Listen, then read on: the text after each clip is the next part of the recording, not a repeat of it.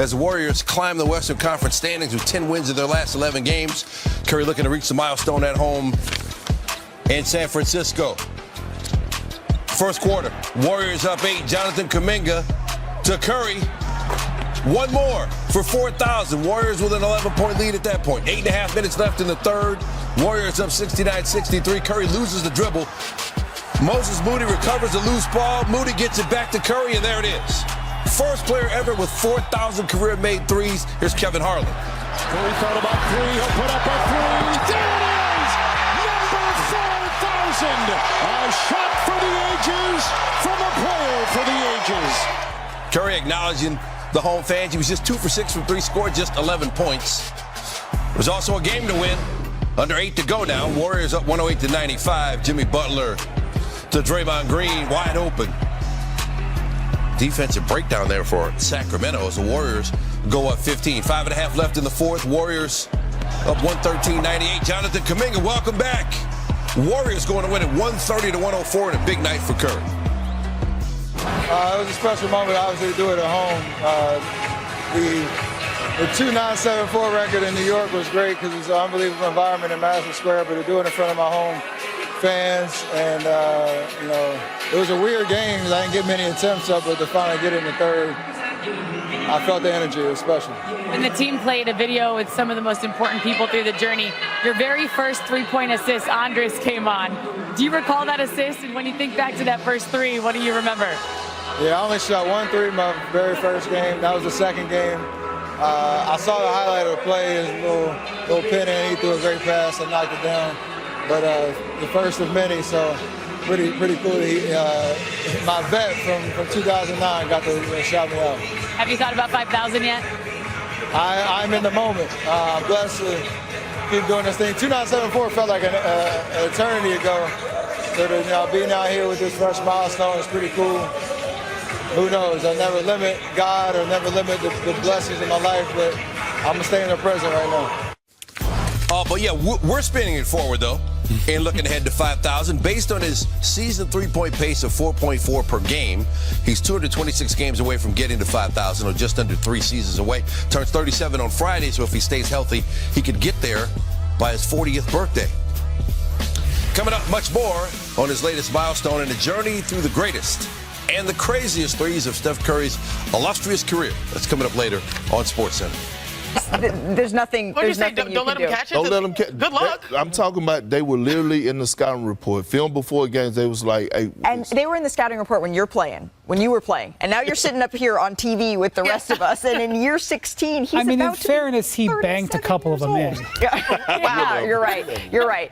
What continues to impress you the most? We're talking about someone who's about to turn 37. In all honesty, when you look at this performance last night, it was how he didn't really need his teammates to get open. Now, obviously, they did run some plays for him. He came off some screens. But if you watch, he's just relocating, crossing. You know what they say? They tell me that as you age, it's hard to stop. It's not so much running. It's hard to stop. Look at his footwork and creating the space for these shots. Like, some of these, the Magic did okay. They just couldn't stay with him at age 36 and 50 weeks. He's 37 in 2 weeks. Look, it's not public records like how it is with LeBron James on how much Steph Curry spends on his body and what he does in the offseason. But I tell you what, when it comes down to, being one of the all-time greats and most conditioned athletes, he's in that category with LeBron James. He's looking him eye to eye.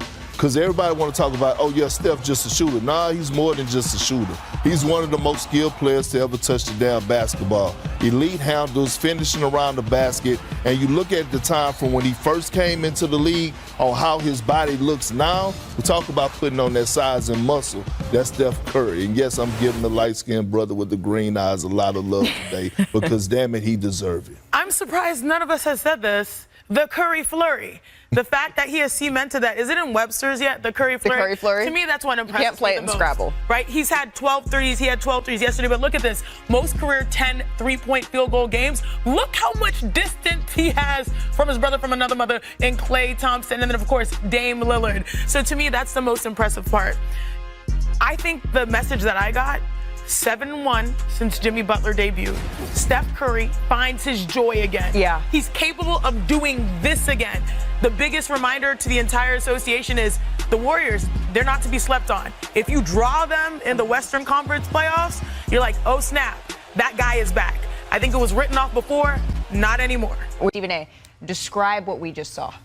Sensational, electrifying, ore-dropping. I mean, it's hard to put into words the greatness of this dude.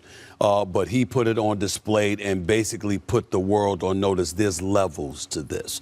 There are stars all over the place. There are even superstars that you can look. But there's still another level. And there's nobody on Sacramento that could touch that level. Wilbon and I watched this game together, and I literally said, Wilbon, I'm not definitively stating it. I had to be educated, Jalen, by the Godfather. I had to be educated by other Hall of Famers who will remain nameless. But I literally said, we need to have the discussion as to whether or not this man is the greatest point guard who has ever lived. Because when you're talking about impact and the fact that he can affect so many things because of his shooting ability, I've never seen anything like it. But I'm not surprised. Historic, that's the word. 50 in a game 7, 50. On the road, 50. It's never happened. Not since the merger, not, in the era of this or that or these combination garbage statistics. We just saw the greatest Game 7 offensive performance. I was trying to figure out, when have I ever seen a Game 7? Charles Barkley had a 44 and 24 rebound game, I think, against Seattle, which means against Sean Kemp. Yes. Crazy.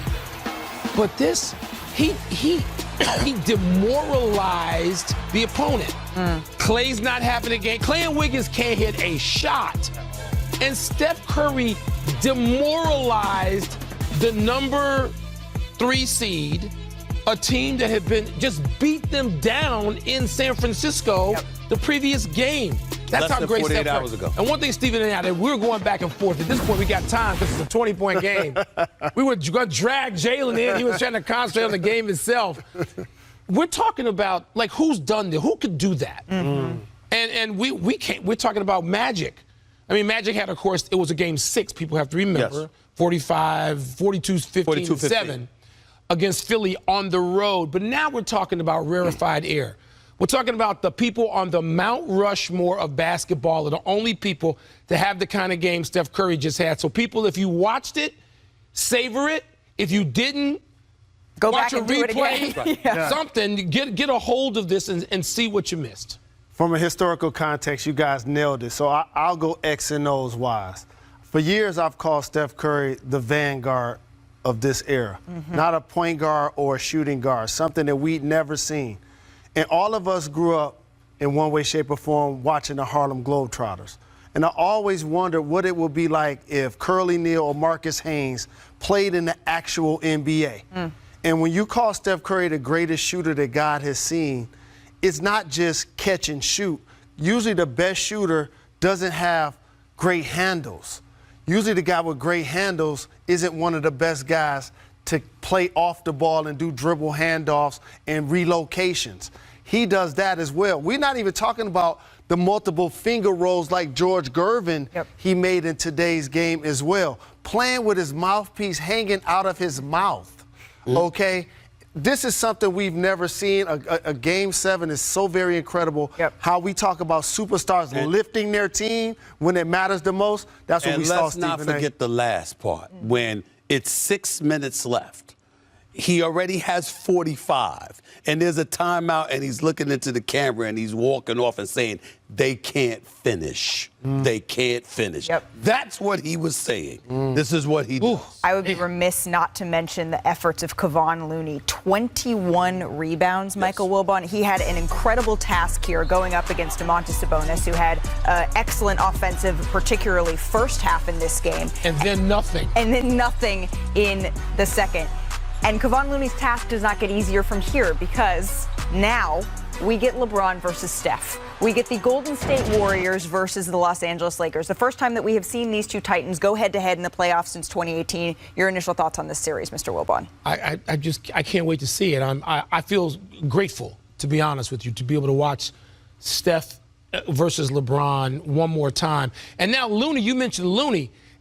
Anthony Davis can't go every other game against this dude. You see how many times consecutively he had his hands on balls on missed teammates' free throws, shots, defensively how he's playing. And that's a different dimension than the Golden State Warriors have had previously. Let me tell y'all something.